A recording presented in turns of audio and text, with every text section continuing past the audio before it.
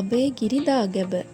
මෙය අභයගිරි උත්තර මහා චෛත්‍ය නමින්ද හඳුන්වනු ලබයි. වළගම්බා රජතුමා විසින් මෙම ස්තූපය ඉදිකර ඇත.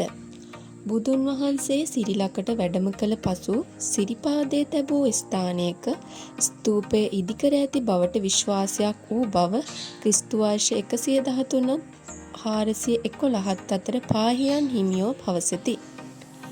පසුකාලීන ග්‍රන්ථයක් වන සද්ධර්ම රත්නාකරයෙහි සඳහන් වන පරිදි මෙහි සර්වඥ ධාතුන් තැන්පත් කළ වෘෂභයෙකුගේ හැඩයෙන් යුත් කරඬුවක නිදන් කර ඇත. ශ්‍රී ලංකාවේ අනුරාධපුරයේ පිහිටා ඇති අභයගිරි දාගැබ පරණ අනුරාධපුර නගරයේ උතුරු දෙසට වන්නට මහා පවුරු වලින්ද අලංකාර පොකුණු වලින්ද කැටයම් කරන ලද අභයගිරි දාගැබ වටා උත්තර ආශ්‍රමයේ හෙවත් උත්තර විහාරය පිහිටා ඇත.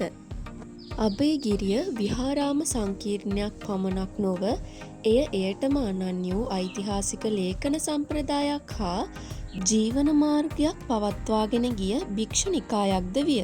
ක්‍රිස්තපූර්ව දෙවැනි සියවසේදී ඇරඹුණු එය පළමු ශතවර්ෂය වන විට මුළු ලෝකයේම උගතුන්ගේ ආකර්ෂණයට ලක් වූ සියලු බෞද්ධ දර්ශනයන් කැටි කළ අන්තර්ජාතික මධ්‍යස්ථානයක් විය.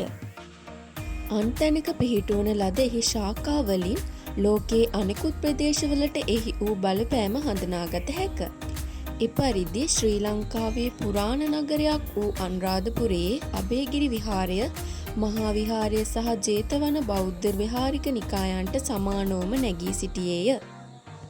මෙම කරුණු පදනම් කරගෙන අනුරාධපුරයේ අභයගිරි දාගැබ හා අභයගිරි විහාරය ලංකාවේ දෙස් විදෙස් ජනයාගේත් බොහෝ ගෞරවාදරයට පාත්‍ර වූ පූජනීය ස්ථානයකි.